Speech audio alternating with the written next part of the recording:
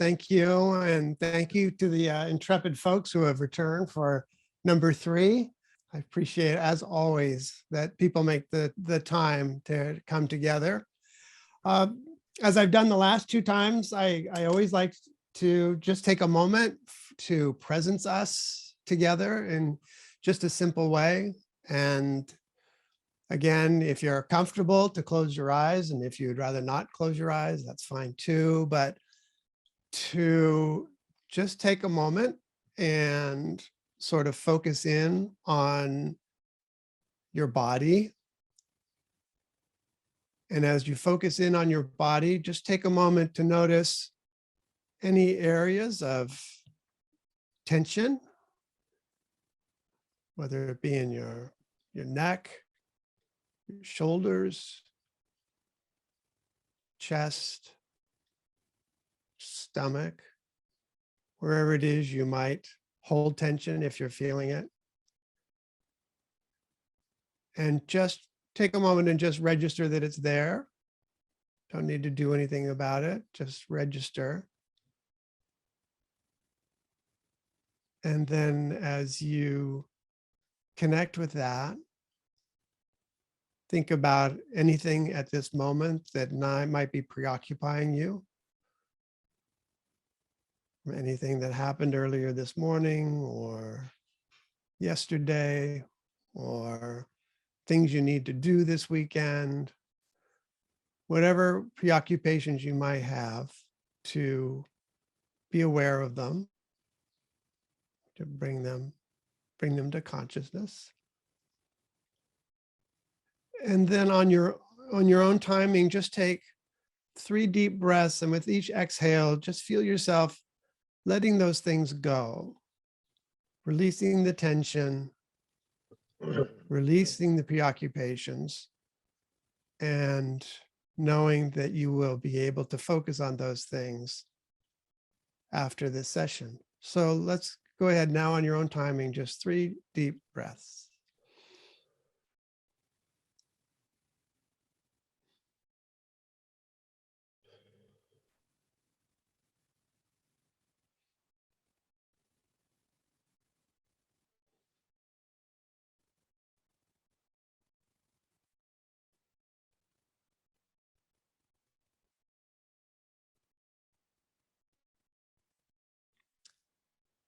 And then when you're ready, you can open your eyes.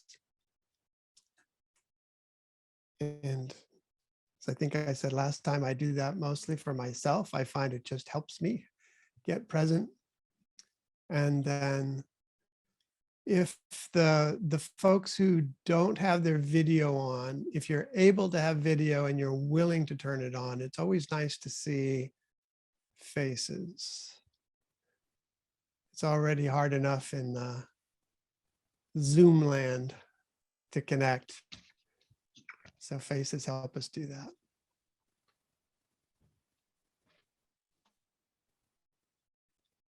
And then again, just take a moment to scan your screen and take in the people who are here. Every one of us with rich backgrounds, rich life experiences, lots of wisdom, lots of goodwill, and to appreciate each other. This can be heady stuff that we're talking about, and again, I just like to remind us that it's not something, at least in my experience, that we engage with this kind of material that often. So when we have the opportunity to do it with others, it really is a gift that we are giving ourselves. So again, welcome. I'm going to start just by briefly going over our agenda. I'm going to kind of recap. We had started last time, after we finished the life story sharing exercise, the second new survival strategy, which I called See Beyond Your Story. So we'll quickly recap what we covered then, and then get into some new material that continues our exploration of that new survival strategy. And we'll also have a chance, once I've done the recap, we'll have a chance to have our first breakout group where we'll get a chance to share our reflections on the parts that we covered last time, because we really didn't get a chance to do that last Saturday. So with that, if there are no questions or comments, let me just pause and make sure if anybody had anything they wanted to say before we jumped in. Okay, I don't see anybody raising their hand, so let me start sharing my screen.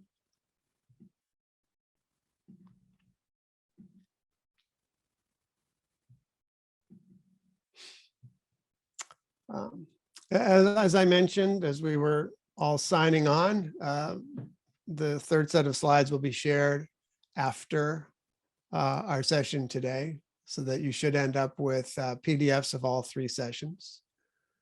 And I understand it's even up on a YouTube channel. And one thing I would just add really quick while I'm thinking about it, it was very kind, respectful to say that this material should not be shared. But I would say just the opposite. There's nothing proprietary about this material. And I think the more widely it is shared, the better. So if you know anyone who you think might get value out of watching videos of our session, that unless there's some reason the organizers don't want to do that. But from my perspective, it's more than fine to share it. So again, our agenda today, happy March. Wrap up new survival strategy number 2, and then see beyond your story. And then we'll introduce the third new survival strategy. And I see there's somebody, a Roz, who needs to be admitted, if someone can do that.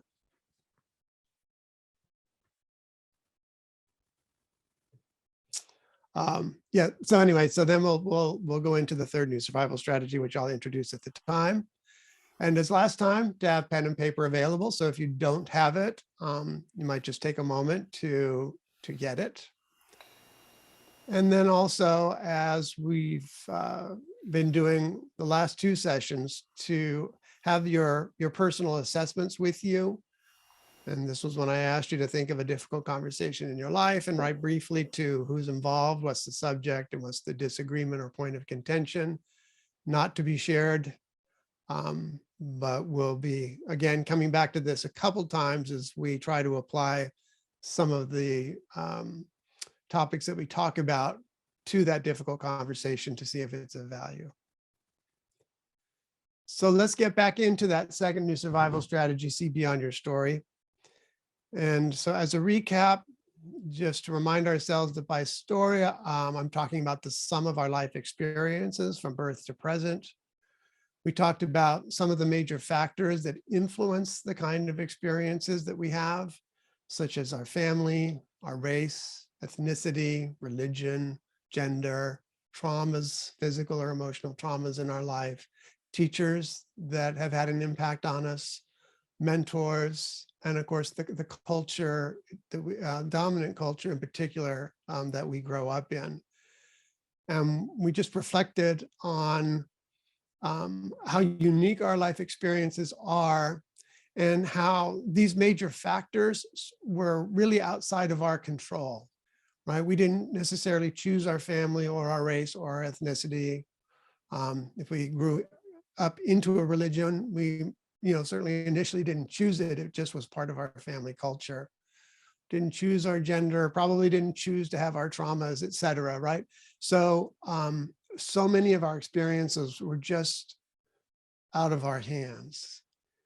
And I think that's a really important thing to remember because of the importance of these experiences in terms of how they shape how our brain is structured. We looked at that. And that in turn helps shape how we see and interact with the world. So many experiences that we didn't particularly choose to have shaped how we see and interact with the world. And one reason that I like to emphasize this is because we might be very proud of some ideas that we have or points of view. We might think that we're very smart to have these ideas. You know, I mean, it can kind of go to our head sometimes. And when we reflect on the fact that probably it was more serendipitous than anything else that we have these ideas based on our life experiences, based on our situation.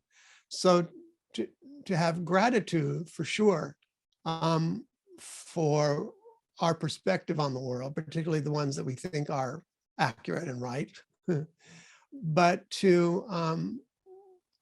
I think we can also become arrogant with them, particularly when we see people with other views and we judge them as being less than us, where they also have a set of life experiences and they too came to their conclusions based on their experiences. So in that sense, we really are all the same. We've all been shaped by the same dynamics.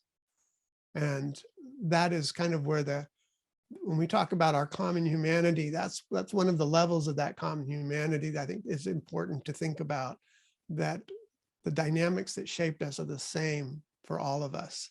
The particulars are different, but the main dynamics themselves are the same, that our experiences shape our brain and our brain shapes how we see the world. So to hold our perspective with gratitude, yes, and also humility. And so when we talked about, how our story shapes our brain, we use this analogy of a snow sled, and that the way experiences carve those neural pathways in our brain is analogous to how a snow sled carves a path in the snow as it travels down it.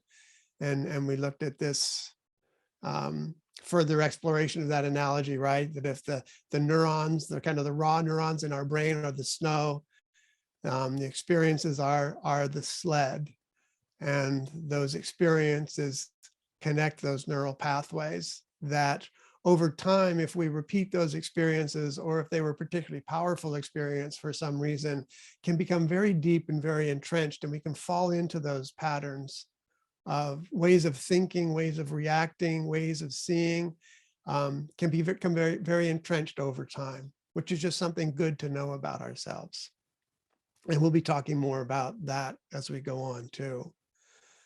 But the main point in looking at this for now is this conclusion, right? And it is that our story, our life experiences create the unique neural networks out of which our sense of self arises. And this is what I was calling our story self.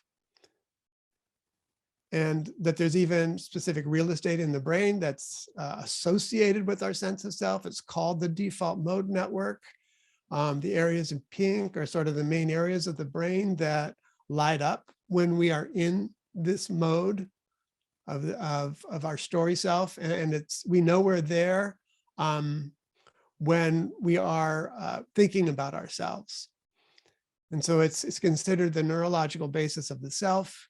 It's associated with our autobiographical memory, our story, and it's where our minds go to wander, to daydream, ruminate, travel in time, reflect on ourselves, and worry. So those times when we know that we're feeling very self-preoccupied for whatever reason, in positive ways or pleasant ways and unpleasant ways, we are in this mode of our default mode network.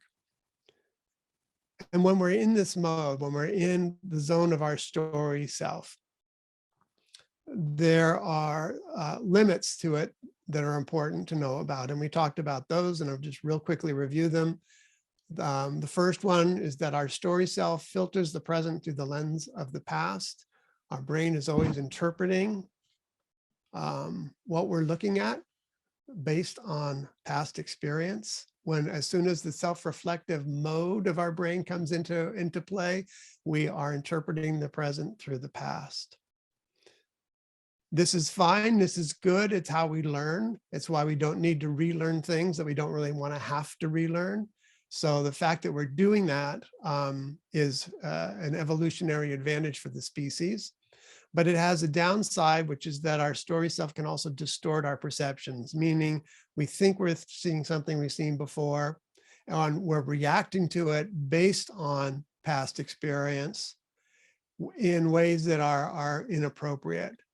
So one example I think I gave last time was I talked about my critique story, which growing up in a family where there was a lot of constant criticism, often unjustified, that was very hurtful. And so anytime when I got married and my wife would accuse me of what felt like accusing, I don't think she was accusing, but it felt like accusing me of doing something I didn't do, I could tell that my emotional reaction was um, overboard to what just happened, which is always a signal that we're operating from our past.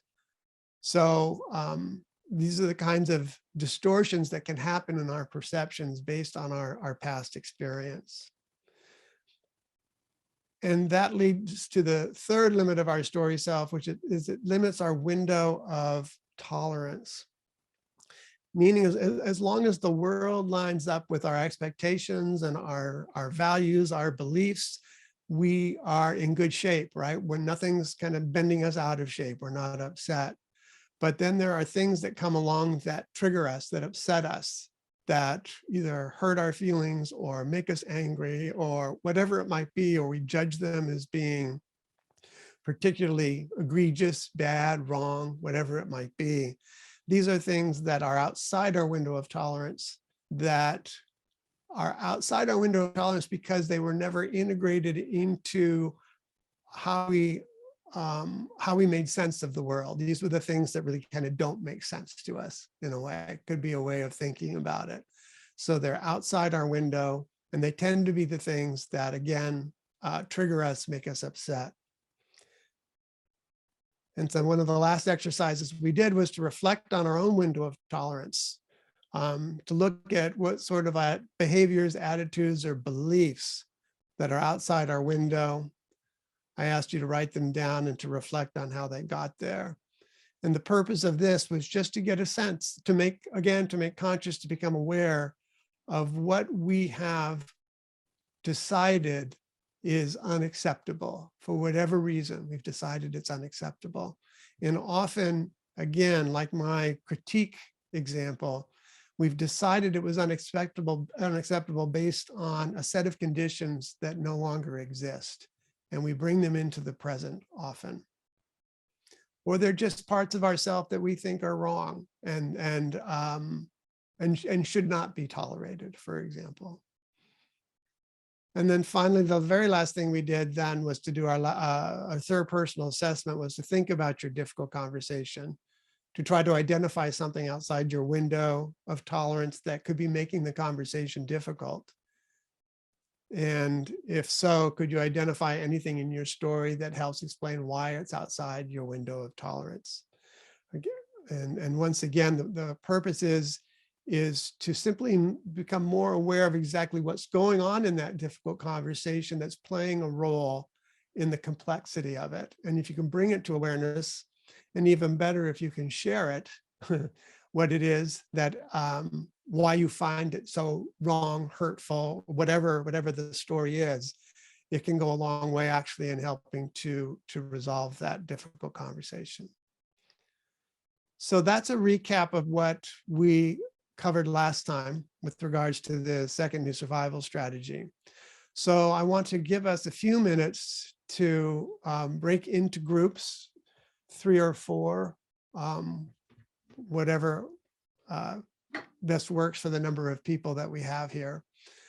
And I would like you to share your thoughts about what we've covered, your thoughts about these 3 limits, that we see the present through the lens of the past, that our story self can distort our perceptions, and that it can limit our window of tolerance.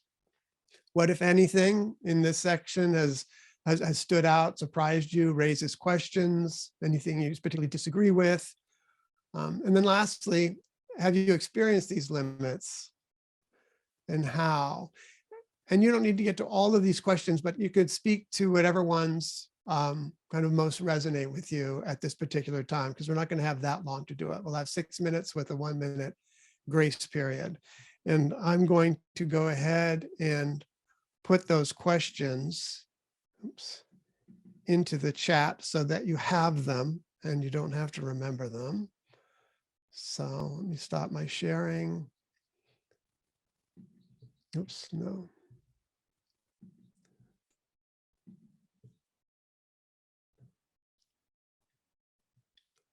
Sorry, one second.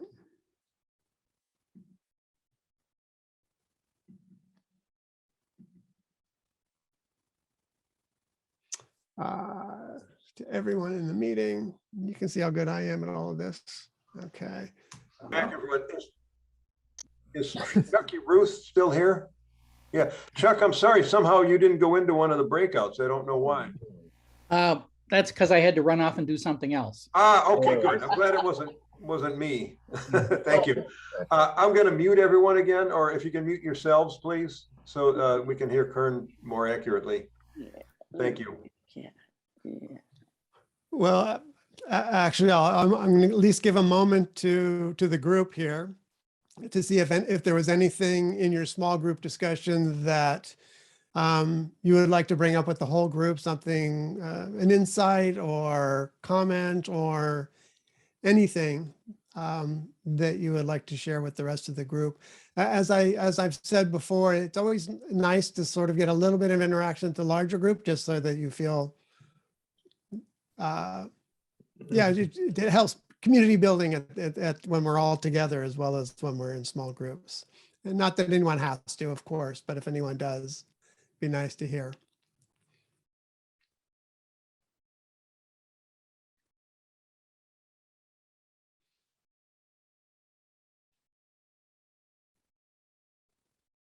No one? Well, Okay. we did mention in our group having a difficult conversation, but we ask ourselves, why are we bringing up this difficult conversation in the first place? We kind of wanted to examine our rationale for starting this difficult conversation. Is it to get Interesting. revenge? Is it to get one up? Or is it to get better understanding of the other person and of our relationship? I don't know. Yeah, That's what I got. how great. Yeah. Yeah. Yeah, what is our intention? Yeah. And going into it would play such a big role in how you interact. Yeah, Mm-hmm. Yeah. yeah, yeah. Well, you know, I was going to say that what I thought I had all the tools. It's sort of like you get a kit of tools and you think, oh no, I know how to, you know, work this. And I'm going to take up this conversation with this friend that's been not going anywhere. And you know, I launched what I think is a great overture, and it just completely fails. So I think that sometimes, I guess maybe what you got to realize is that you either don't have actually all the tools, or maybe failure is a possibility. And now what? Yeah, right, right. What And that we now talked that about. now, oh, go ahead, sorry. What we talked about in our group is these are really good tools to think about during difficult conversation. But when you're in the midst of a difficult conversation and triggers are switched, that to have the presence of mind to say, okay, now I feel, you know, I'm warping this through my own experience and all those things. That is the tough part. And the other thing, and then another part of that, when you are with someone where you don't have a lot of time, if you're not in contact with that person very often, this takes a lot of work. And so you'd have to dedicate a significant amount of time, especially if they're not aware of your, let's say, experience with, let's say, a particular workshop. And there's just so little time that it's so much easier to like, oh, let's sideline the conversation. Let's think about how's that football team doing, which someone brought up in our group. That's appropriate to do that. We don't have much time, so let's preserve where we do have commonality. But that's always that practice of being aware while you're in a conversation it's not easier said than done. Yeah. That's why it's important to have a practice. Yeah. You're not going to go, you know, run a marathon if you haven't trained for it. Christy, you raised your hand. Go ahead. Unmute yourself. Well, one of the things that's just occurring to me with this discussion right now is that one of the things I was talking about is how I kind of freeze as soon as a difficult conversation comes up. But I'm suddenly aware, listening, that some people are much more willing to jump into these, even though, but I'm one person who would just go, oh, immediately.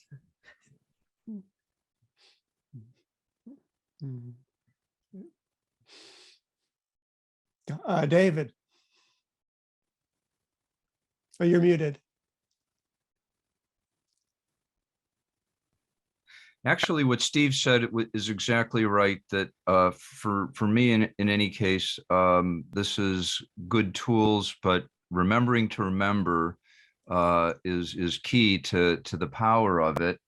And what Christy said actually reminded me that one of the tools I use to remember is essentially there's two things. One, I want to get out of my house, at least get onto the front porch in my head so that I'm at least available to the present moment.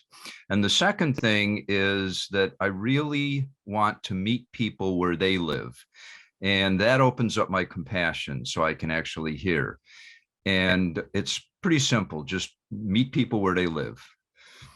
And I find that to, help to address all of these distortions and pre-programming things to some extent.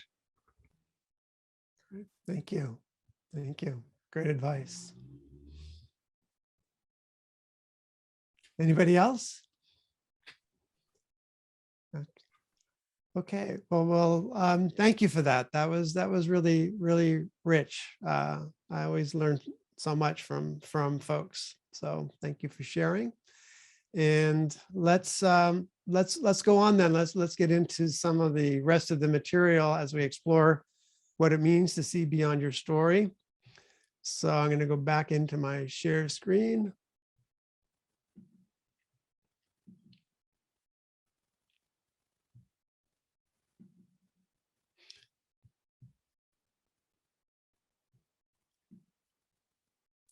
So the three limits of the story self create what I think of as the conversation catch-22, which is that our story self can limit or distort our perceptions. And knowing that, it's logical to conclude that to fill in the picture, we need to take in other perspectives. If we're really trying to figure out or to get as clear a picture as possible about what is going on, we need to be able to hear how somebody else sees the situation. However, we shut down or resist other perspectives if they threaten our story self or exceed our window of tolerance, right? Those are equivalent statements.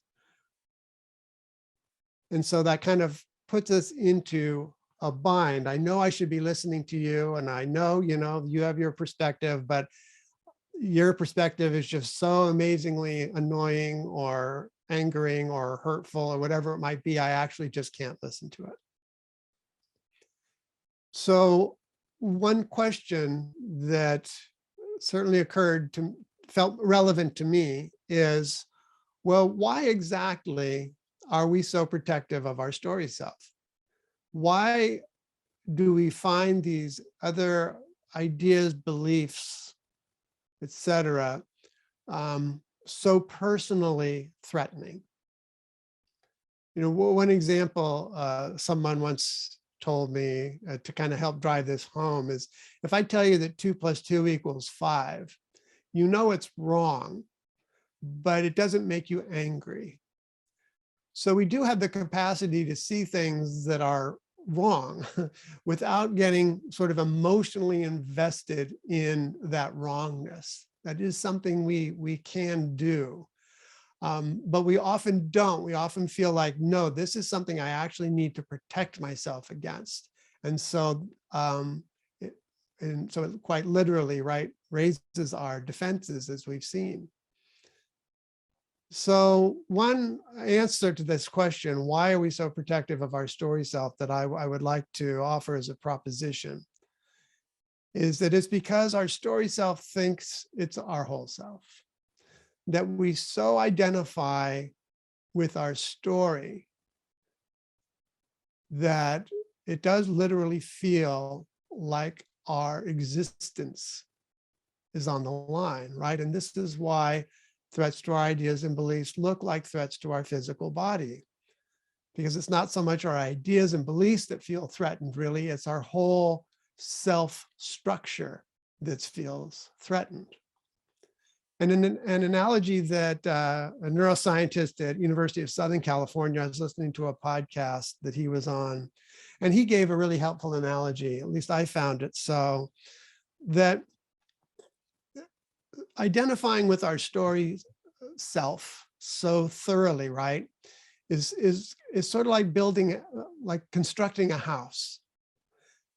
That everything in a house, everything is connected to everything else.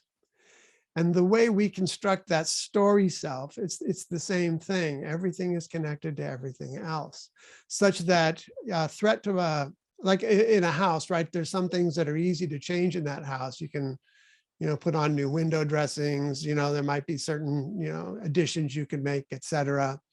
And then there are other things, make simple additions. And then there are other things that are load-bearing walls. And if you pull out a load-bearing wall, right, the whole house can collapse.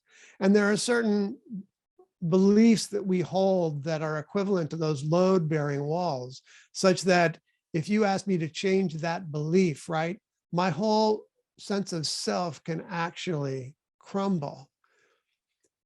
And I can lose friends. I could lose my connection to my communities, right? Like if we think back to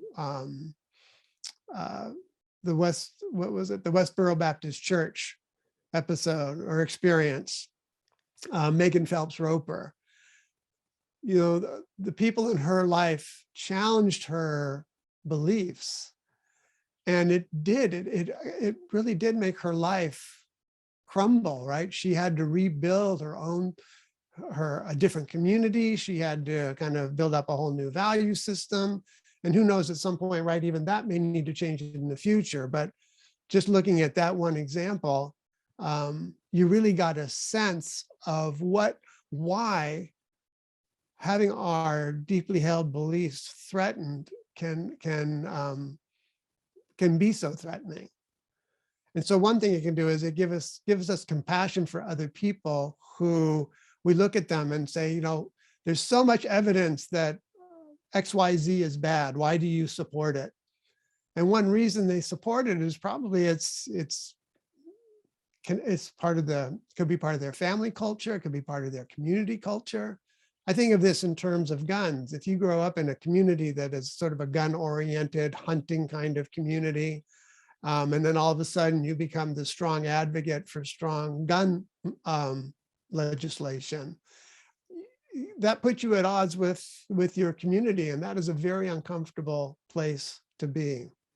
So by identifying so much with our story, and then really we have to take into consideration how that story connects us to our sense of belonging, that we are, it just, again, helps us see why these conversations, particularly around these really hot button issues, can be so complex and so hard to untangle.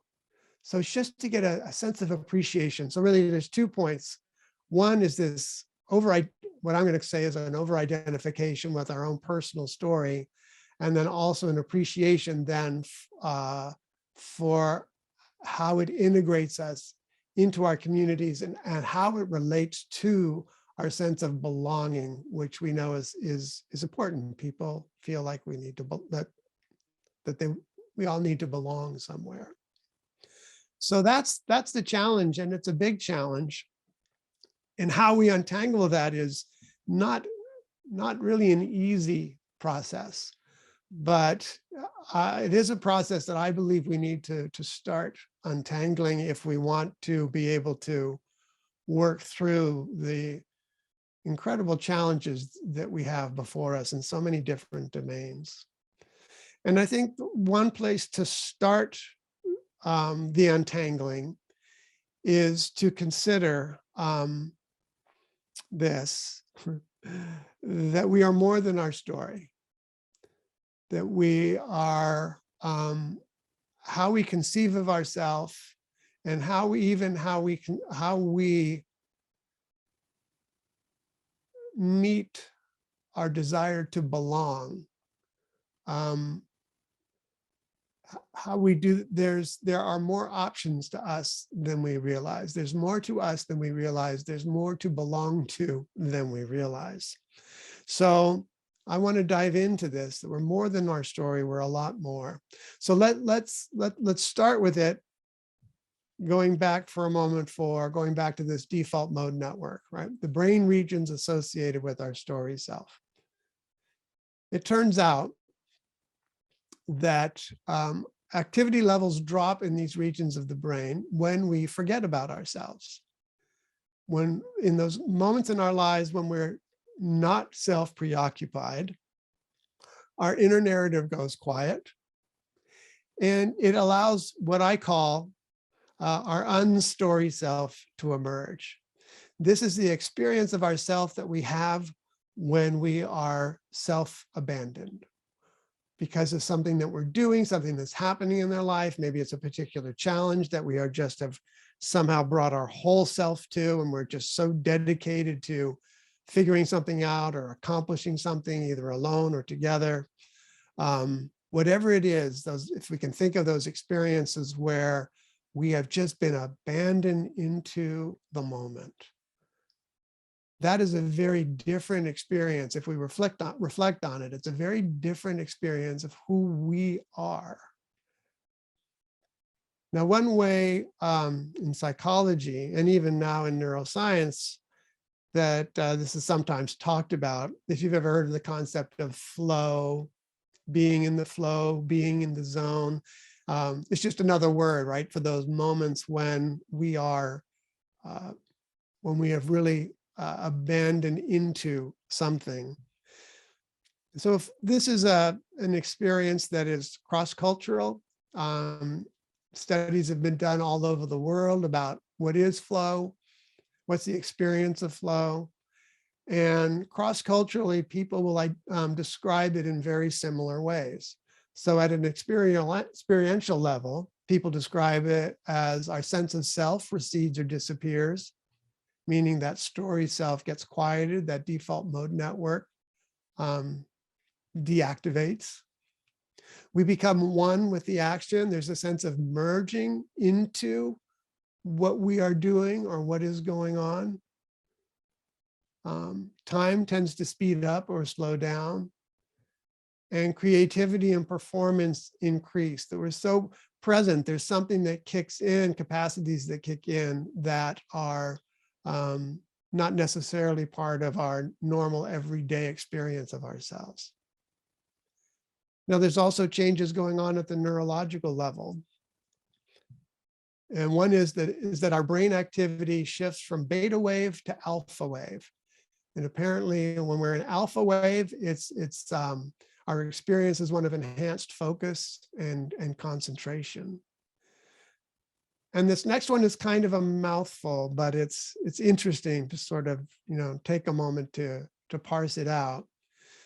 The sequential processing of the prefrontal cortex, that newest part of our brain that's right above our forehead or behind our forehead, the sequential processing of the prefrontal cortex is replaced with the parallel processing of the limbic region, sparking new creative connections between information and events. That different parts of our brain actually takes in information in a different way, from sequential to parallel processing.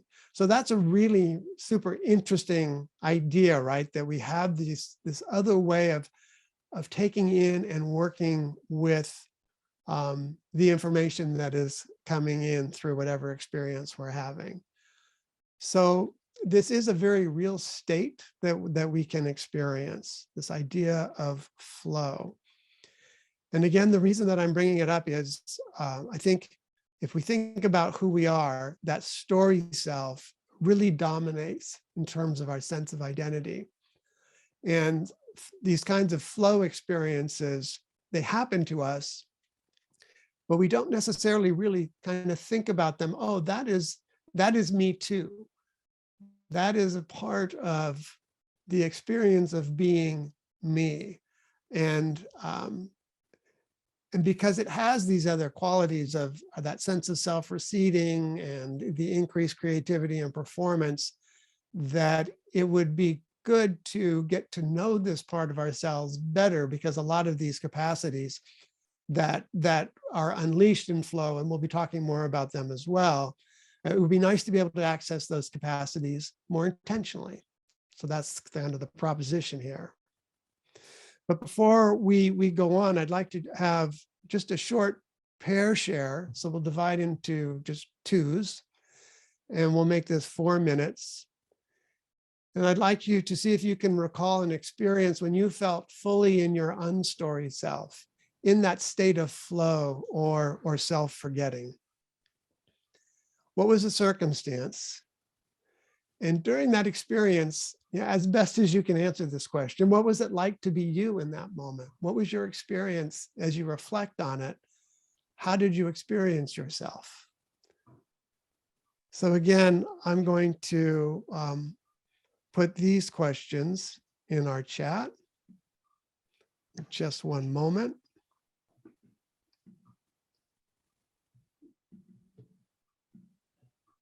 I'd like to share with that they would like to share with the group a flow experience.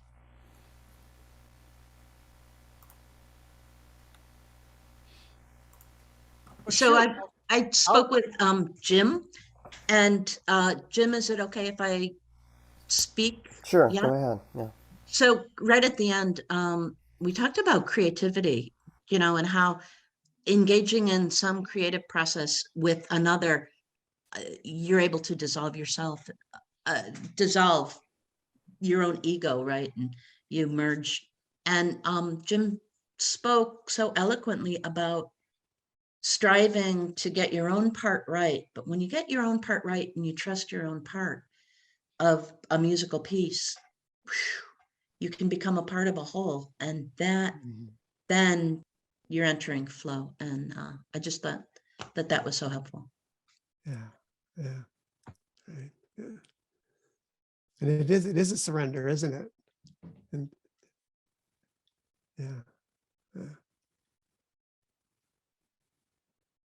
that's an interesting. I mean, well, that's a concept we'll be talking about too later. But the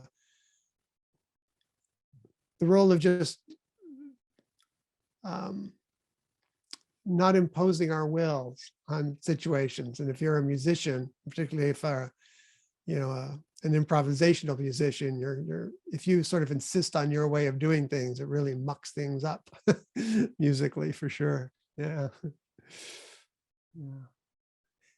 Well, thank you for that. Anybody else?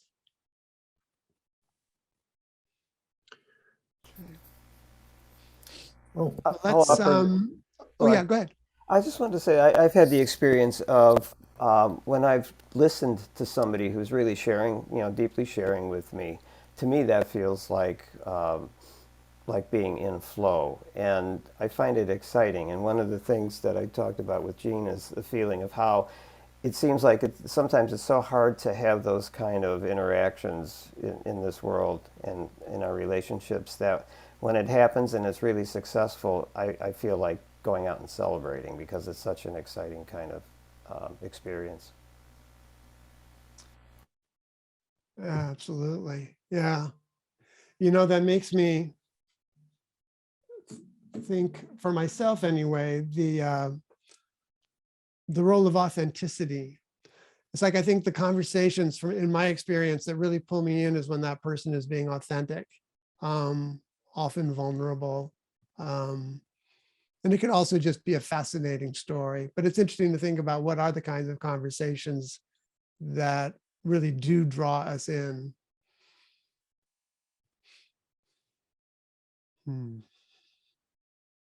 Bob? Well, yeah, when you made that statement just now, imposing your will onto the situation. I know I felt like that when I joined the Peace Corps and went into and lived in the Philippines for 2 years. Well, I came from a westernized, modernized country. We have certain cultural values and ways of doing things. But then when I got to the Philippines, they did things different.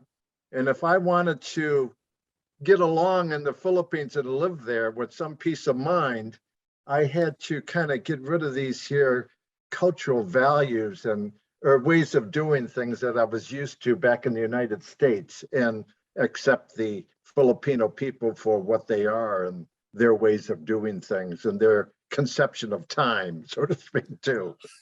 And all that. Because if I tried to impose my Western values on them, it just was going to be a bad experience. So I guess I felt like I learned that in the Peace Corps, not imposing my way of doing things onto people of another culture and society. Yeah. Great example. Thank you. And yeah, a demonstration of, the value of that kind of experience, right? To Yeah. immerse yourself in another culture entirely. Yeah, It's right. really- Yeah. Yeah. Rich. Yeah, thanks, Karen. Steve and I were talking about this and, at work. And my version of this for me personally was there was time, I was a plant manager for a small business and, so I dealt with customers, suppliers, and a whole bunch of things. You're kind of a jack of all trades, master of none. But I had days when I'd walk into the office and some guy on a machine would have a problem, and then a customer would call and want to rush something, and somebody'd have a change order. And sometimes my attitude was, these morons are jerks. They just bothering me, and one more thing, and God damn it, And then other days, almost automatically, it was like, all right, I'll take care of this, then I'll take care of that, and I'll take care of that. And I was in a flow where it was just so much more pleasant. But the problem was I couldn't figure out, as Steve put it, how to press a button, to go into the flow mode and make my day more pleasant. And oftentimes it was just me making it unpleasant. Anyway, thanks for listening. No, great. That's great. Thank you for sharing. Certainly. So stuff we can all relate to. Okay. Anybody else before we go on? All right. Well, again, the one of the reasons that we're talking about this, and I think there's different ways of experiencing our unstory self, right? And David and I were talking about this at the end. Sometimes it's just like, if you're in sports, that could be a time when you're just not self-preoccupied, you're just totally engaged. If you're an artist, when you're doing your art, you can feel just totally self-abandoned. Whatever the experience might be, but it's generally a pleasant place to be. And when we're self-preoccupied, it's generally an unpleasant place to be. So what I want to talk about is how do we learn to be in that zone more often? How do we start to gain some, what are some practices, skills we can develop that actually help us access that mode, particularly when we really need that mode? So that's what I want to jump into next. So let me go back to sharing my screen.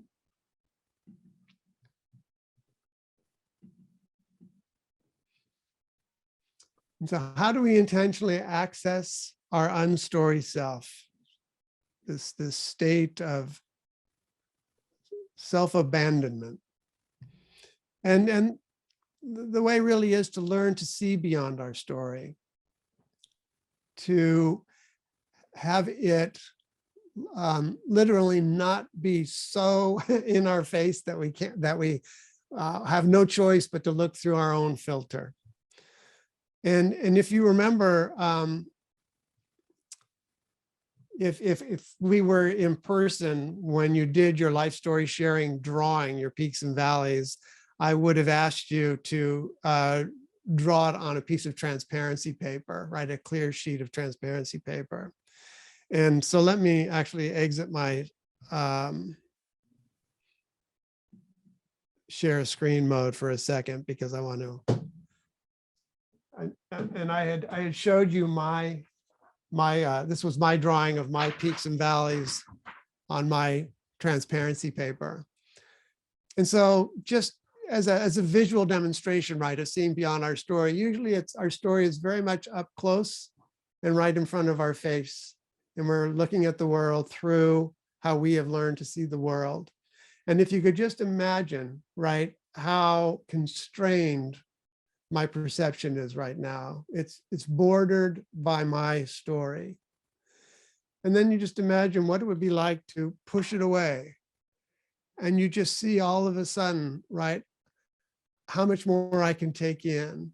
I can see above my story, under my story, this side of my story, this side, right? All of a sudden, my field of view has opened up. And it turns out, and I'm going to share the results with you in just a second, but it turns out a study was done that asked people basically to do this very thing, this simple act. And the instructions were, they were going to have a conversation with somebody on a hot button topic. So it was something that a conversation, a topic that they cared about. And they were asked to have the conversation as if they were looking at it from a distance. It was that simple instruction.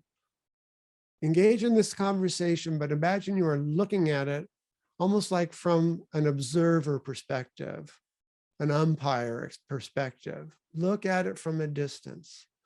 Just that simple instruction actually had very dramatic results in terms of the quality of the conversation that the people had. And so let me just share what they found here. So back to my sharing of the screen.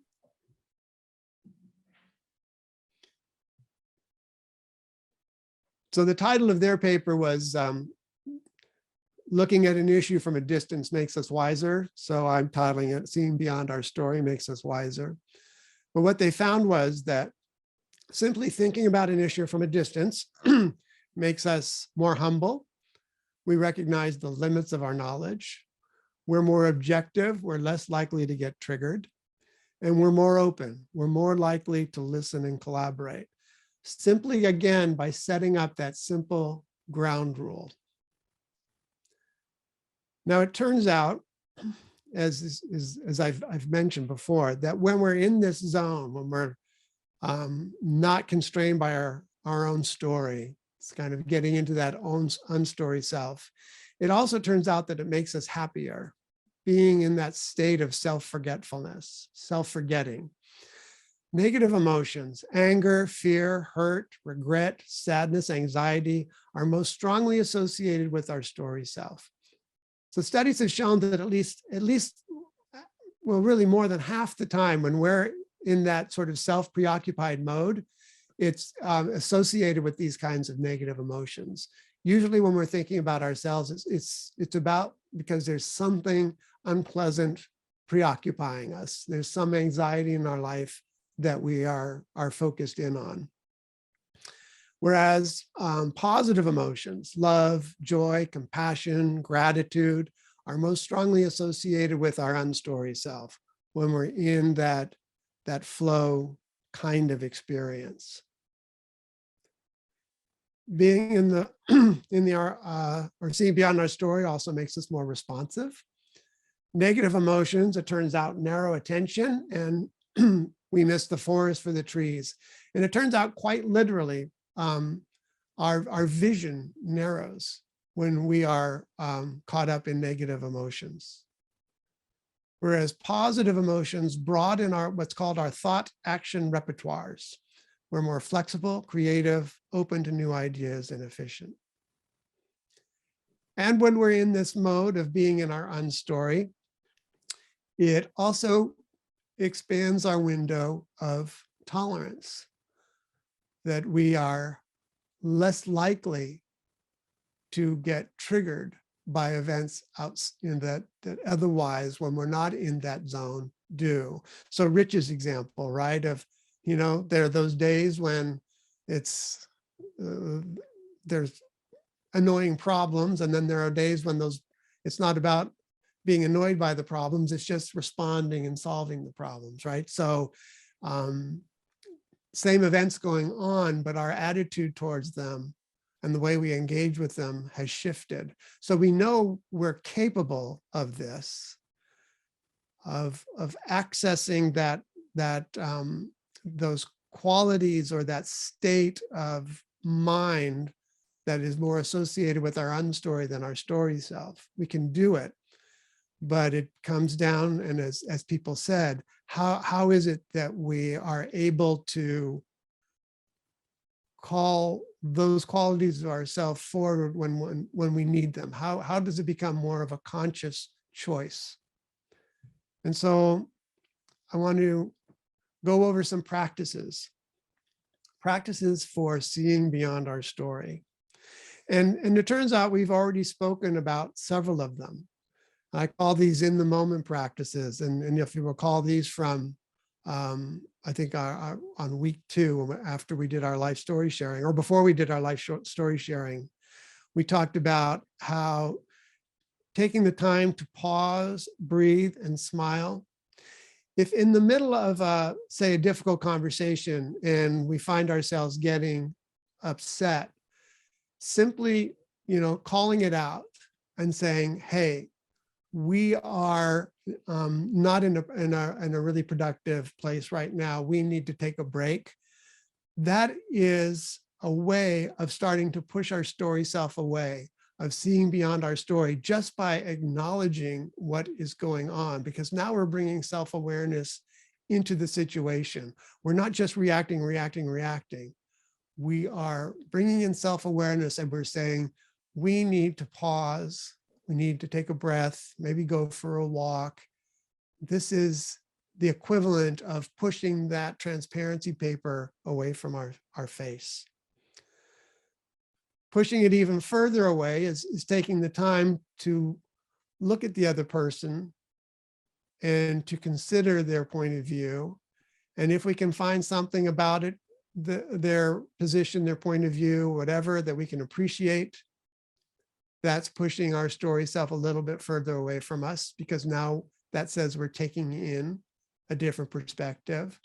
If we can find something to agree with them, that's pushing our story self even further away.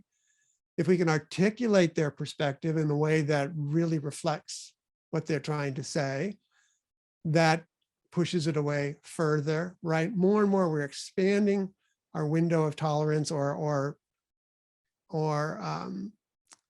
pushing away our story self so that we're able to see beyond our window of tolerance. And then apologize is another terrific way of seeing beyond our story as well. So then there are, and sharing our personal story. Obviously, that's another way of opening ourselves up by opening up our story to the other person. And I think I mentioned this last time as well. Simply, again, making conscious how our personal story is impacting how we are dealing with this conversation, making it conscious, sharing it with the other person, reduces the hold that our story self has on us, and we're able to, again, be more objective about our own particular point of view. Then there are long-term practices, these are practices to integrate into our daily life that can be incredibly helpful. And you might be doing these already. So one is to have some sort of meditation practice. And what is getting a lot of attention these days in the field of science, neuroscience in particular, has gotten very interested in studying mindfulness meditation, which is a meditation of one form of it is simply focusing in on the breath. And the idea is to become present to the current moment. Is the focus of mindfulness meditation. And just 10 minutes a day of mindfulness meditation, taking the time to release our preoccupations, the things that are taking us out of the present, 10 minutes a day, reduces activity in our default mode network, which I'm calling our story self, strengthens the functional connectivity among brain regions associated with our unstory self, or being more in that flow mode. It also improves focus and cognitive flexibility, reduces affective reactivity, meaning we're less likely to flip our lid, promotes a shift away from a distorted or exaggerated view of oneself. So just 10 minutes a day of mindfulness meditation can be incredibly powerful for us in strengthening our ability to access or to gain that greater objectivity about our own story, and therefore more open and more responsive to what is outside our story.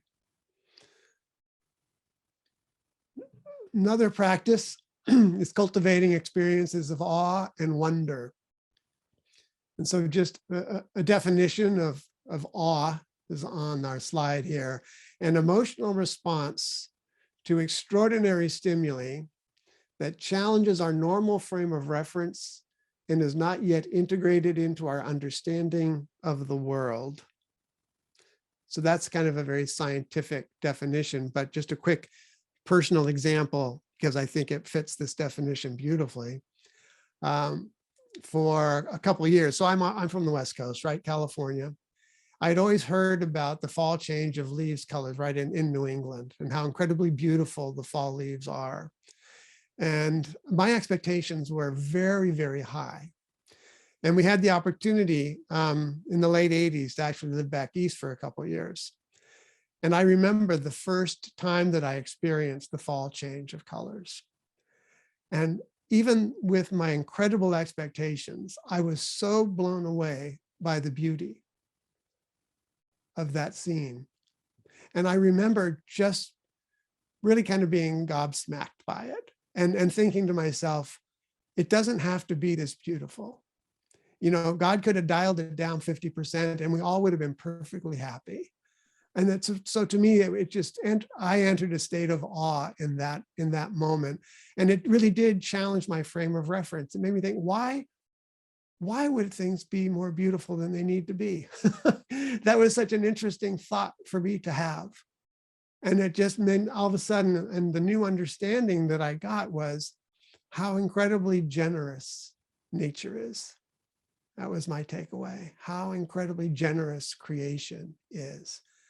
And to live in an environment or into a world, live in a world where the generosity overflows. It was just a really beautiful experience of awe that really very much changed how I oriented myself to the world. So being in that state of awe and wonder shrinks our sense of self. And again, these what I'm sharing with you now are results of studies that people have done on the awe and wonder experience. It shrinks our sense of self, but it enlarges our feeling of connection to others. It disengages our fight, flight, freeze response, expands our perspective, reduces our tendency to filter our current experience through what we think we already know. In other words, it literally helps us see beyond our story. And it increases humility. And it breaks down us versus them thinking, which is what we fall into, right? When we get into our reactive fear-based mode. You know, and I think to myself, you know, one thing we can do if the timing is right, when we're in a difficult conversation, if it's with another person, and we just go outside and we just take a moment to look up at the stars, right? Contemplate the moon, think about the wonders of existence and how that can sort of break up the negative pattern that the conversation might be in and help us put it more into perspective. Because one thing that happens in a difficult conversation is how quickly we lose perspective, how quickly our story just becomes so front and center, we can't think about anything else, or we can't take in any other kind of information. But these experiences of having a meditation practice, an awe and wonder practice, are ways of helping us regain perspective. It's another way of thinking about it. And I love this quote by Stephen Nachmanovitch, who's an improvisational musician who wrote a couple books. One is, his latest one is The Art of Is, Improvisation as a Way of Life. And his other one, which I think is just really brilliant, is called Free Play. But he said, wonder leads us on, reminds us that there is more and more, that there's more and yet more to investigate. Again, so wonder, what he's saying is it opens up our mind. It makes us curious. It makes us want to know more than what we already know. The third practice is gratitude. So it's considered the mother of all virtues, and it's been studied probably more than any other virtue. And the Templeton Foundation had asked the UC Berkeley Greater Good Science Center to write up a summary of all of the studies that have been done on gratitude and what they have found by studying gratitude. So this is my summary of their summary of what research has shown to be the benefits of gratitude.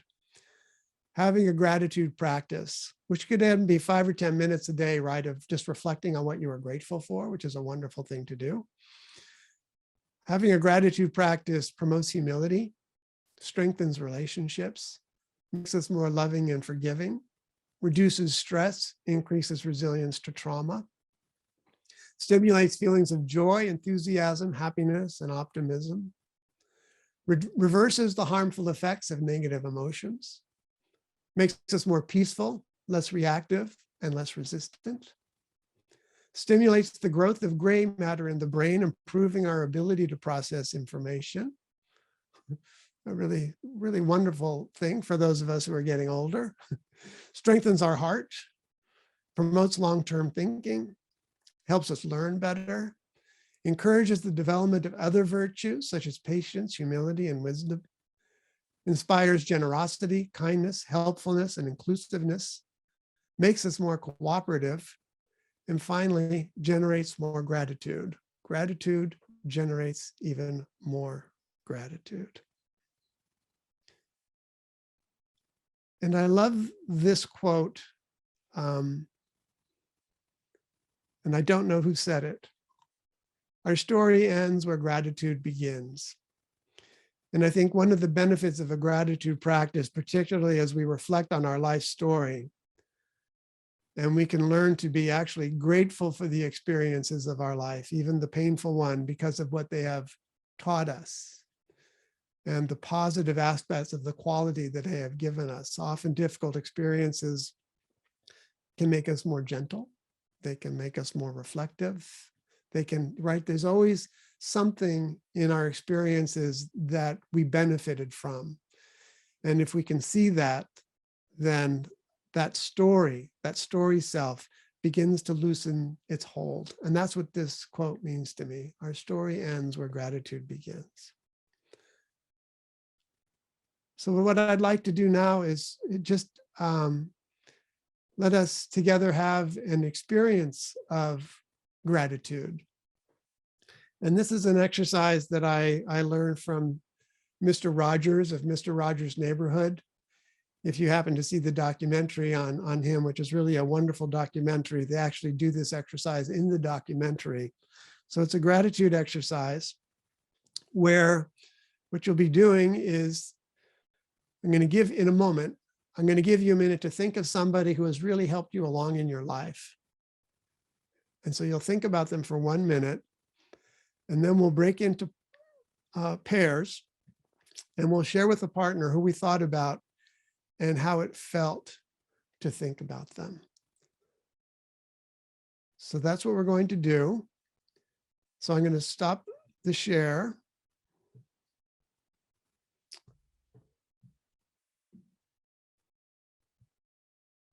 And I'm going to give you a minute now to, I'm just going to get my stopwatch up here.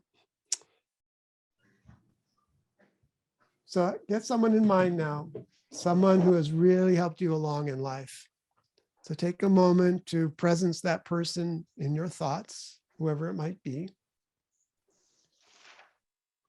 And now, assuming you have someone, and if everybody is muted, that would be great. For 1 minute, just think about them, and then we'll break into pairs. If a couple people would just share. Are there a couple people who would be willing to share what it was like for them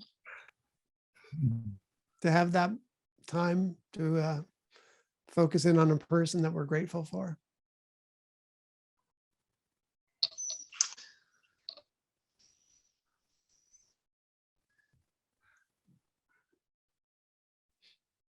No volunteers?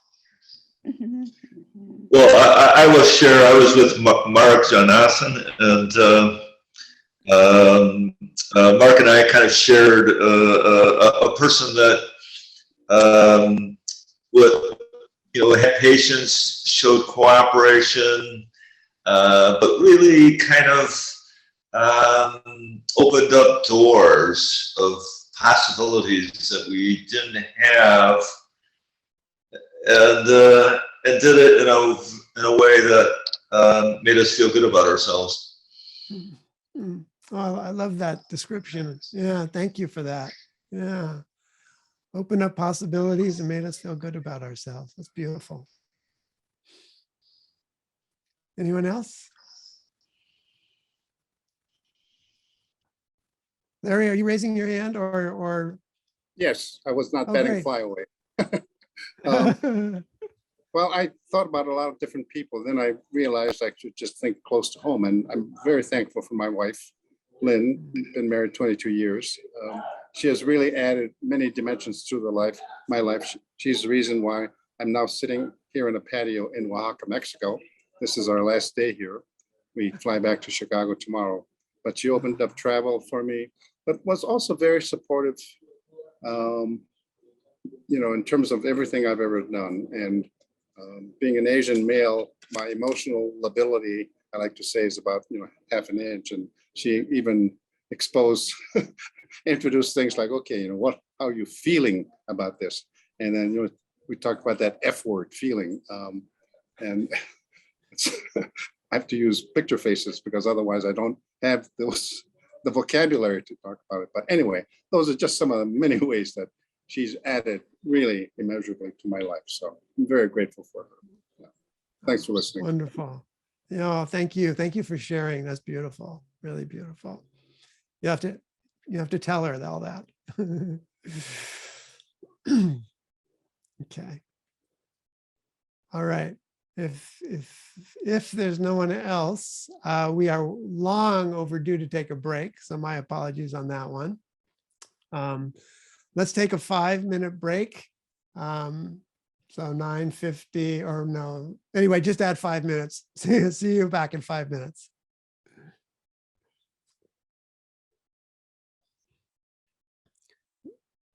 So I would like to do one last thing on gratitude, which is to go back to your personal assessment, the difficult conversation that you are dealing with currently, if you have one.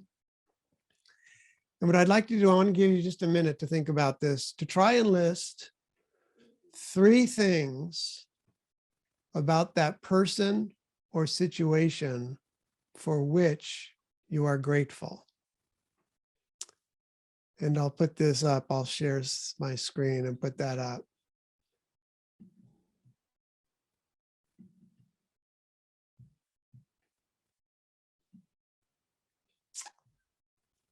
Think about your difficult conversation. Try and list 3 things about that person or situation for which you're grateful. Does that change your attitude or feelings toward the person or situation? If so, how? So again, we're thinking about gratitude as a way of helping us see beyond our story. And so finding what we can be grateful for in that situation can be a very, very powerful way of helping us gain a more compassionate, more objective, more free view of the difficult conversation, a freeing view of the conversation. So let me give you 1 minute starting now to think about that and write to it if you are able.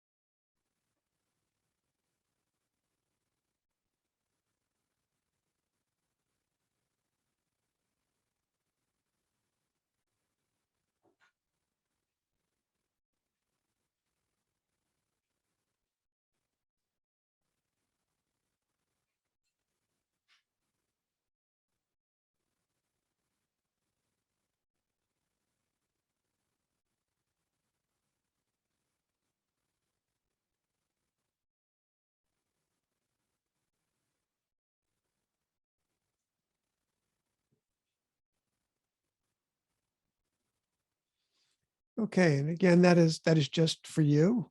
And if you are finding it helpful, you can always come back to this and spend more time with it.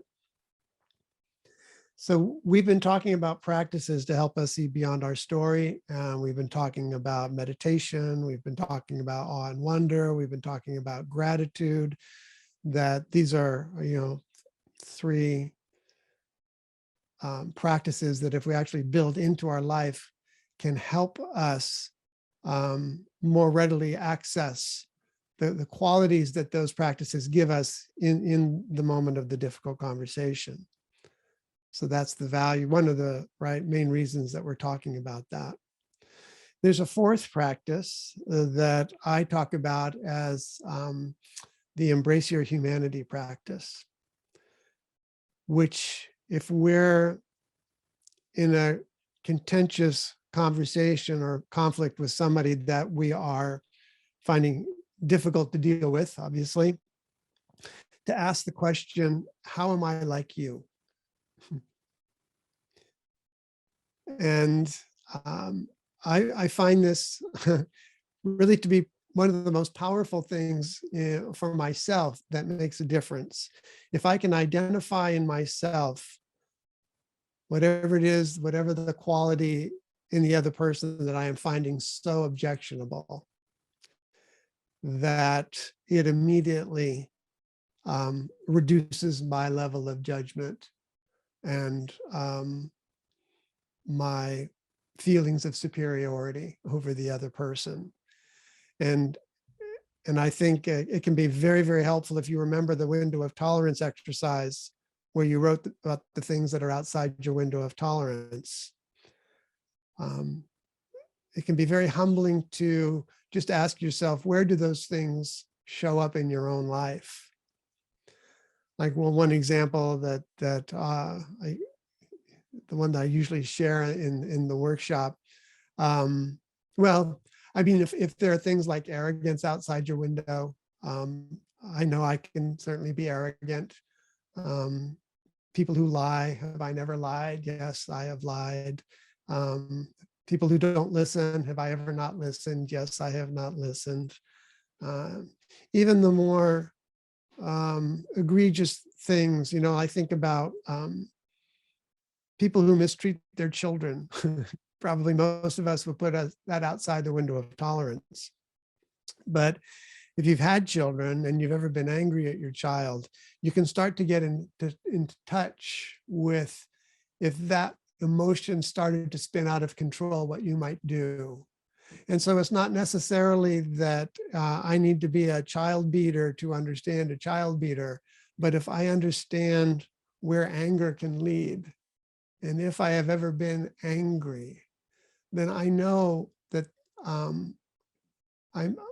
it might not be to the fullness that they exhibit this behavior, but I certainly recognize the seeds of the behavior. Those seeds are in me as well.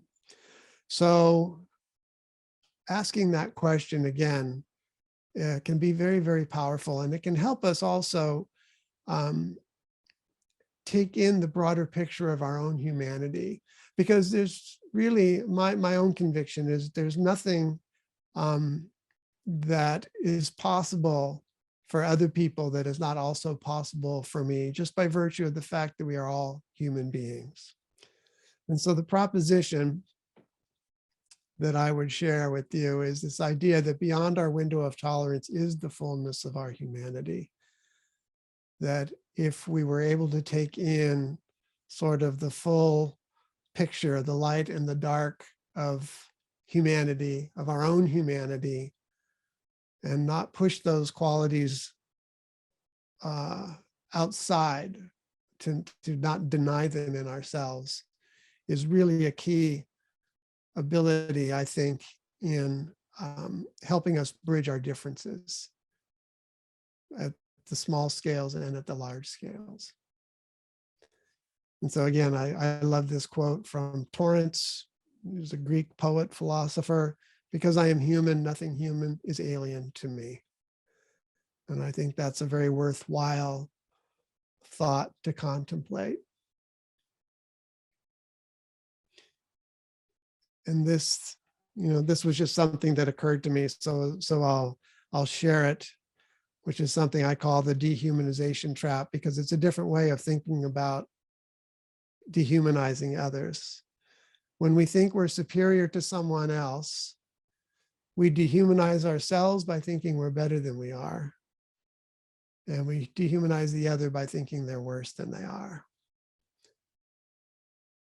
So this just, again, this just how important it is really to recognize and accept our humanity. So to recap, why see beyond your story?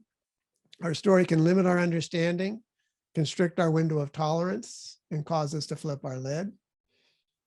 Seeing beyond our story expands our window of tolerance and opens us to our unstory, allowing us to stay present, open, creative, and responsive. And finally, seeing beyond our story connects us to our full humanity, unleashing our capacity for empathy and compassion, which, to repeat something that I hope I've been saying throughout, but the whole point of looking at this material is to make us more effective in difficult conversations, to make us more present, more empathic, more compassionate, more wise. We have a fuller suite of possibilities in terms of how we might respond to somebody, to find that one thing maybe that will create that opening, that will heal that relationship, or will set it on a path towards healing.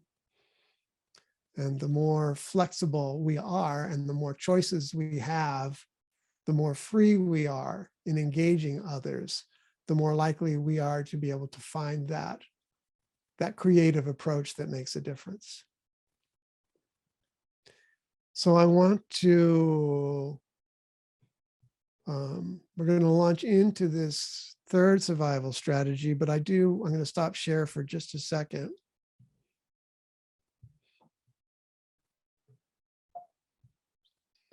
Sorry, I've lost my cursor. And I saw Mark send a message on behalf of the committee. Thank you all for participating, which means, were we supposed to end? Because I was going to 10:30, but I wanted to make sure.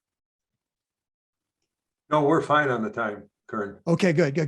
Just wanted to double check. Yes, 12:30, right. Okay, yeah, right, 12:30. Not West Coast time, Chicago time. Okay, great. Then let me jump in. Because we just have 25 minutes, I'm going to go through this last part fairly quickly because I would like to cover it.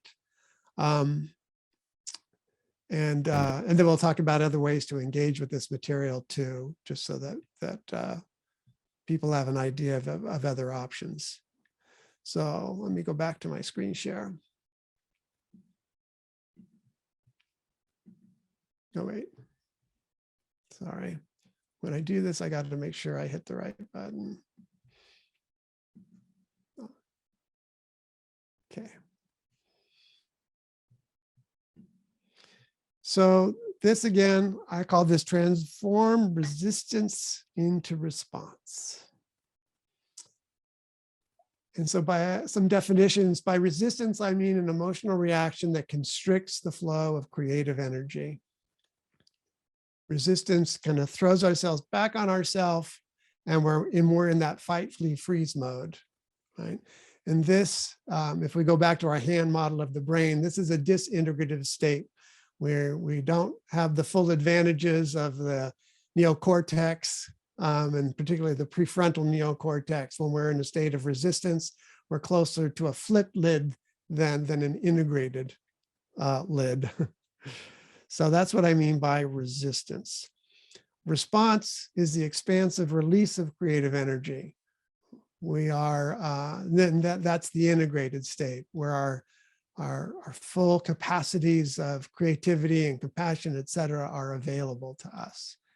So we need to, be able to recognize when we're in resistance, and then have some tools for when we recognize it, how are ways that we can move from resistance to response. So another way of thinking about resistance that I find helpful is resistance is being trapped in our story self. It's being in that state of insisting that things be the way we want them to be. And the reason we want them to be that way is because that aligns with how we see the world. And that is the story self. So if we can sort of think about that, of just that sense of being trapped. And if people saw that video that I had recommended for last week on our storytelling, there's an image in her video of somebody, this is story self prison right here, where we think we're trapped, right? And what we don't recognize is actually there are no walls behind us or to the left or to the right or above us. And this is really story self prison, just this inability to see other options. And so I have a great story that really illustrates being in story self prison. And I call this the kitchen story, which is, this was back in 2017. I was just starting to lead this workshop, and I was invited to a conference to lead the workshop with mostly college age students. And in the conference, they had put my workshop in a little cottage. There was a number of cottages around in addition to the main facility. And so I was with about 12 other students who are taking the workshop, and we're kind of well into the workshop and things are going well. And I'm feeling really good about the workshop when all of a sudden, a bunch of conference interns kind of come bursting into the cottage with a bunch of food that needs to be put into the refrigerator in that cottage. I guess the main conference fridge had run out of room, and so they needed other refrigerators, and it was totally disruptive to the workshop. And I was in a state of 100% resistance. I was like catatonic level resistant. I was so upset, so angry, not verbally, but inside, that they had upset my workshop in this really rude, inconsiderate, right? These are all the words that are reflective of my attitude at that moment. And I froze. I was so upset, I froze. I was so resistant, I could not make any kind of response. And the really horrifying thing is that the section of the workshop that we were into was this one, transforming resistance into response. So not only was I upset about what was happening with the interns and what they were doing and how they were ruining my workshop, but I was being exactly the opposite model of what I was talking about. So I was just so obviously, right, being hypocritical. It was really not a good moment. So there's more to this story that I'll tell it in a few minutes, but I want to give you just a moment for yourselves, and we'll do this as a small group reflection, to think of a situation where you felt resistant. How did it feel to be in resistance? And how did it affect your relationships when you were in that state of resistance? And so what I want to do, I'm going to leave this up. I want to give you just a moment to see if you can think of that situation. And then I think, Rich, what we'll do is we'll do this in pairs rather than a small group, just to give you a heads up. And we'll make it just like 4 minutes total to do this exercise. But the first thing is I want to give everybody a moment to think of these 3 questions, and then we'll go into pairs to share. So just 1 minute starting now.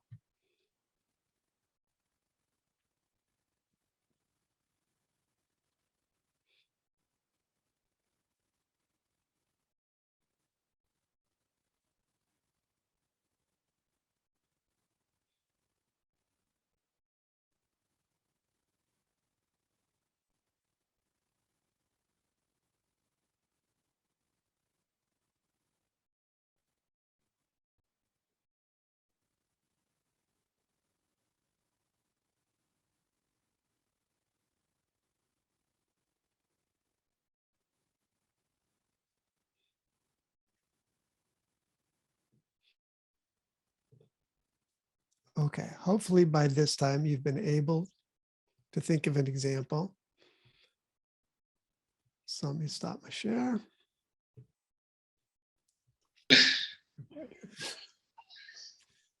All right. Well, because of time, I'm gonna continue on with this because I just want to share some concepts, thoughts with you before we run out of time. But I hope that you found it an instructive exercise anyway to think about your own experiences with resistance. I mean, to me, I think resistance is probably the greatest teacher that's certainly been active in my life. Let me go back to my share screen. Jean had a comment. Jean? Oh, sorry. Thank you for that. Let me not share my screen. Yes, please. Yeah, thank you. One thought that occurred is this idea that sometimes it's better in connections that are just so on where there really is no way for 2 people to bridge and to connect, right? And then, like, I was just thinking about how, as you use, one of the powers that we have is the understanding that there's a whole circle around us, and that perhaps difficult conversations might not happen between A and B, but if we realize there's a whole alphabet around us, right? Does that work with what you're teaching, Ken? Kern? But I guess it depends on, maybe you could say a little bit more about the whole element around us. I'm not Sure. So maybe I can't impact the one person who I can't impact, but I can have trust in the universe that there are others around that person that might be able to, right? Yeah, and that's a beautiful attitude to hold towards them, isn't it? It's like it's a positive regard of the other person to see that that possibility exists for them. And it's also a way to protect ourselves from continuing to injure ourselves by trying to make connection in a connection that it impacts us with injury. Yeah, sure, absolutely. Yeah. It's compassion both ways. Yeah, thank you, Jean, for that. Did anyone else want to go before I moved on? Okay. So back to share screen.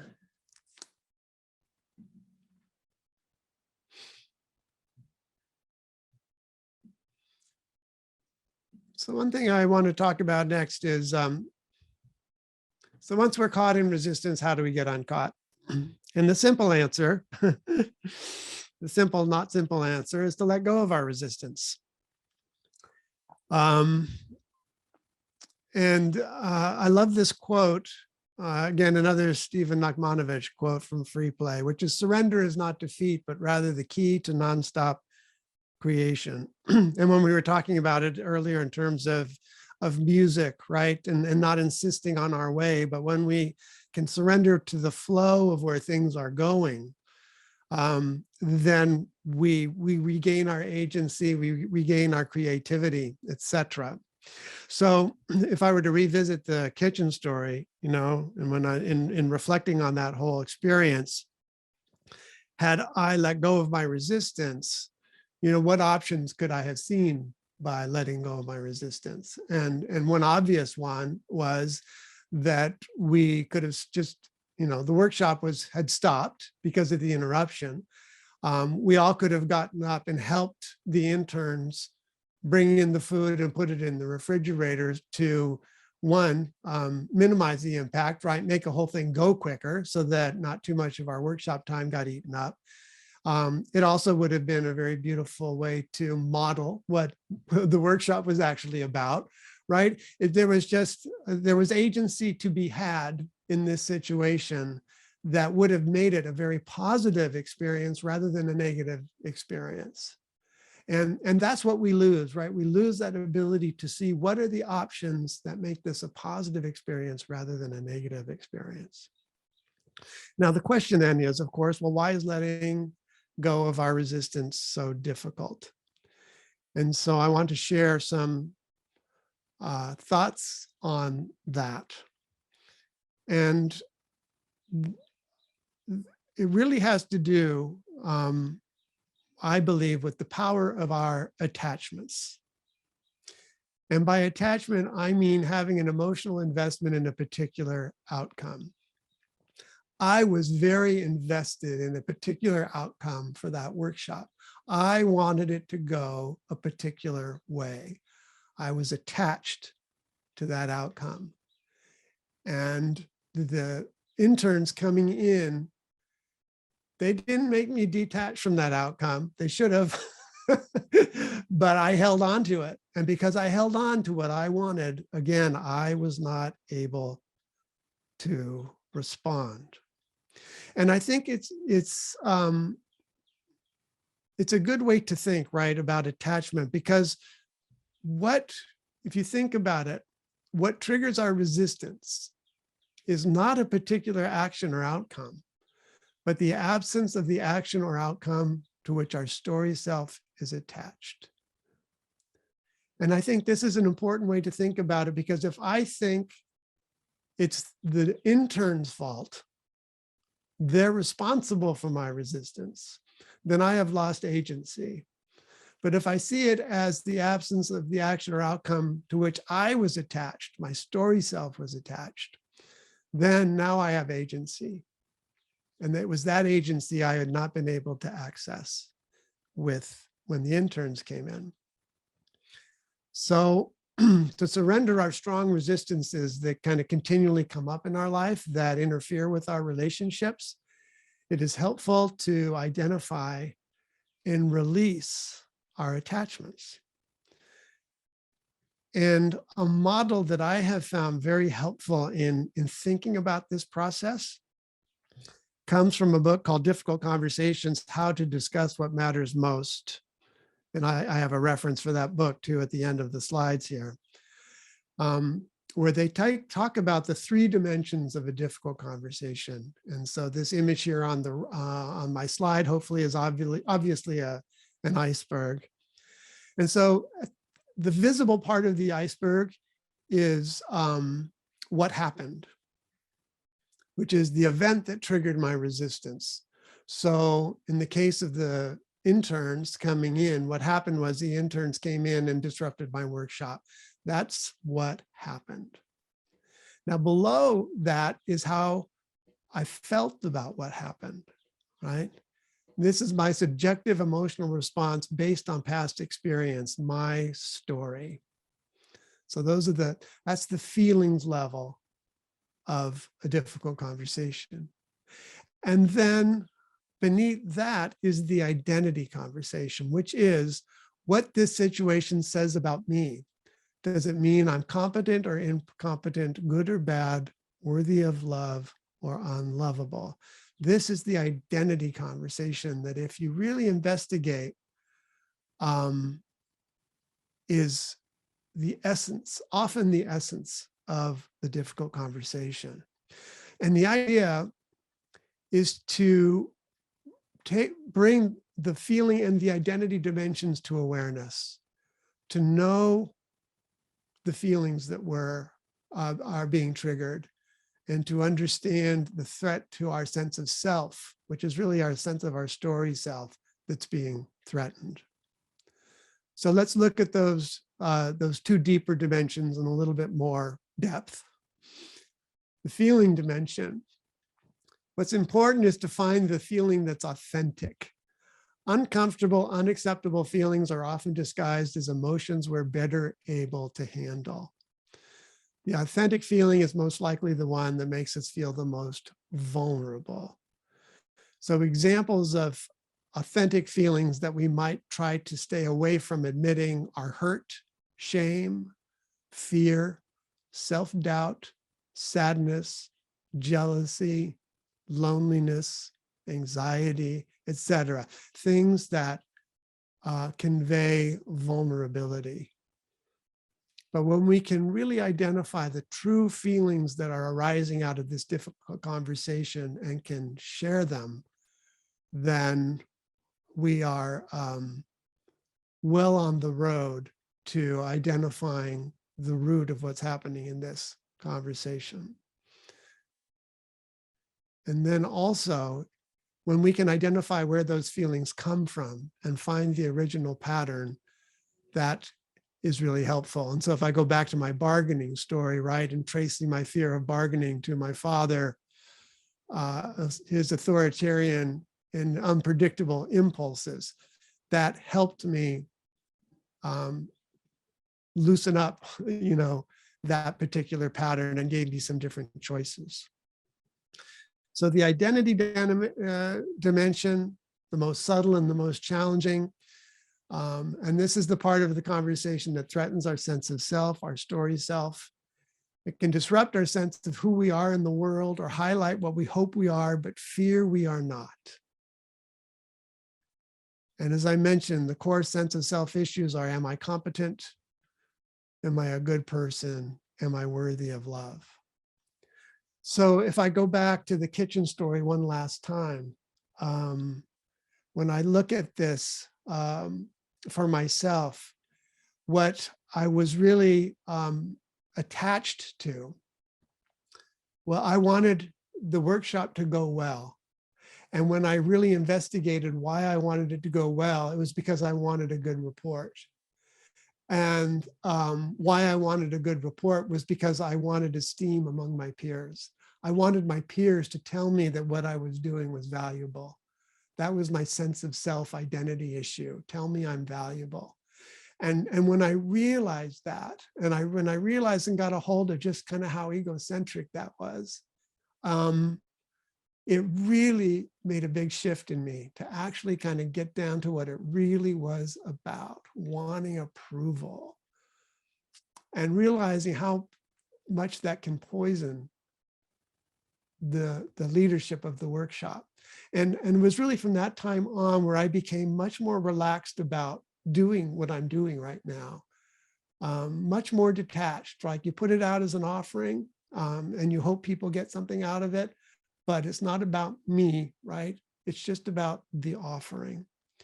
So I know that we are at time, so I'm going to stop there. There's more I could cover, but we really are at time, and we did get to the essence of this. I'm going to stop my share. When I send out the slides, I'm going to include a video that I would have shown you, which is just a lovely demonstration of somebody who sort of is working through these issues in real time in a story that he tells on the PBS NewsHour. And it's like maybe 2 minutes long, but it's really a lovely demonstration of someone who sort of recognized when they were caught in resistance and their thinking process that took them through to the end and what the outcome was. So it's a beautiful little video. But we are at time. So I want to honor that for people. I know everybody has a busy life. There's a lot to do on a Saturday. And so just want to say thank you for being part of this. I'm certainly happy to hang on for anybody who has a few last things they would like to say, but also want to let those who need to leave. Yeah, So with that, if you need, Yeah, sorry, sure. Bob, go ahead. Yes, thank you, Kern, very much. I found it extremely worthwhile. Very grateful that you made time for us.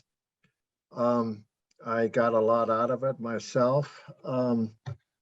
But does anyone have any last minute comments or? No? I'd like to know, when you say the videos, the sessions are going to be, that have been recorded are going to be accessible, where do I go to find them? I'm not doing that. So that's actually somebody on the men's committee who's handling that. So is that Mark? Jim Parks. Okay, I'll answer that. And Kern, thank you very much for your willingness to make these public, because we had initially thought, to protect your intellectual property, we would only post them on Unity Temple's YouTube channel as unlisted, so that you would need the link to get to them. But if you're sure you want them to be public, I can designate them that way, and then they can be found on the Unity Temple YouTube channel. So if you go to YouTube and in YouTube search for Unity Temple Unitarian Universalist Congregation, there is a playlist that is called Learning Tools, and the 3 videos will be in there. I think Mark and Rich, we can probably also send out a follow-up email with the actual links to each of the separate videos if you want. Yeah, I think that'd be a great idea, Jim. And thanks for doing those recordings. Mhm. You're doing a much Yes. better job than I did. Yes, thank you, Rich. And thank you, Jim. Thank you, Rich, for handling today's breakout sessions and technical aspect of it all. I think everything went smoothly. I was thinking maybe of sending out an evaluation form, for people to comment on if they want to make their comments. Perhaps the men's group will put together an evaluation form and send it out to everybody, and then you can respond and let us know how we did, how Kern did, what'd you think of the workshops and all that. Yeah. And let's not get our egos involved in the ratings here, huh? Get resistance here. Yeah, that's for true. That's true. Well, David, you had something? Yeah, so I put in the chat, I sort of feel like we kind of, got to this finale piece with this last strategy. I really wouldn't mind being able to explore this, maybe do a few exercises around it to really, lay it in. I don't know if there's any possibility of meeting for another hour. Obviously not today. I got to run, but I'm just throwing it out there. I don't know if everyone else felt like, there was a lot of information here, and we got to a pretty powerful piece, and got to run. Bye. Yeah. Well, no, if folks would like to do that, I can, if you want to do an hour. Anyway, it works for me if it works for others. Okay, we'll have to look that over and figure a date. Yeah. Yeah, we'll have to discuss that with the men's committee and everything, and Kern, of course. But thank you so much, Kern, for everything. Yeah. It's been great. And thanks Yeah, for thank opening you. it up to the women in the congregation too.